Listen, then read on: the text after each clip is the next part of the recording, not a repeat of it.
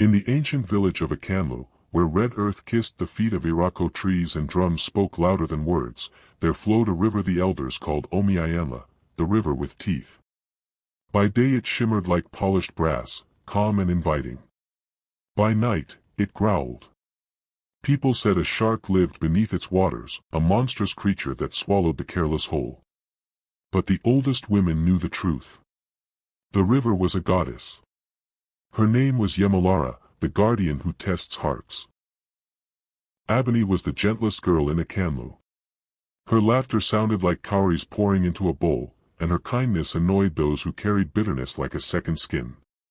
She shared her food, spoke softly, and never mocked anyone, not even Mareo, Kemi, and Zainab, the three friends who smiled at her face but sharpened envy behind her back. Why does everyone love her? Mareo once hissed as they pounded cassava. She walks like she owns blessings, Kemi spat. Let us see if the river loves her too.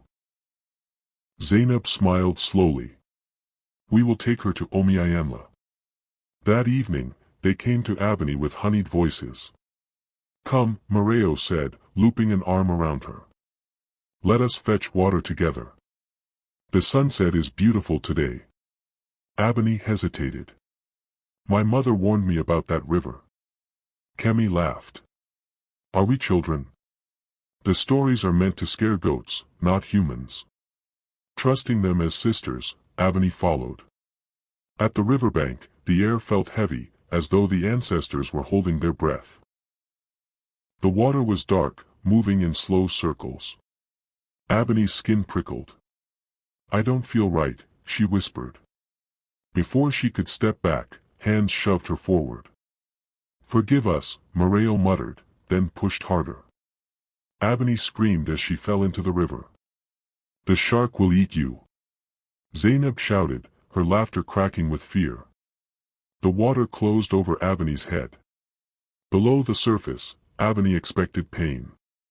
Teeth. Death. Instead, warmness surrounded her. The water glowed. From the depths rose a massive shape, but not of terror. The shark had eyes like molten gold and skin that shimmered with sacred symbols. A voice echoed inside Abeni's spirit, not her ears. Child of clean hands, why were you thrown into my mouth? Abeni wept. Because I trusted wrongly. The goddess circled her gently. Then you shall not die wrongly.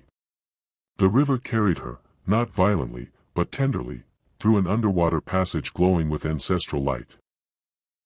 She saw spirits washing their feet, unborn children laughing, and old women singing forgotten songs.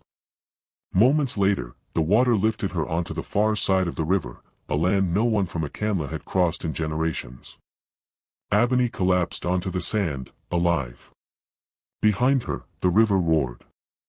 Across the water, her betrayers watched in horror as a giant shadow rose, the goddess revealing her fury. The river surged, swallowing their screams. By dawn, no footprints of them remained. The elders later said, the river collected what was owed. On the far land, Abeni was found by a community of priestesses who served Yemolara. They clothed her in white, marked her wrists with sacred lines, and taught her the language of water and truth. Years later, when drought struck Akanlu, a woman walked from the river, calm, radiant, and powerful. It was Abeni. She struck the ground with her staff, and water burst forth. The river does not kill the innocent, she told them. It judges the heart. And from that day, Omiayanla was no longer called the river with teeth, but the river that knows.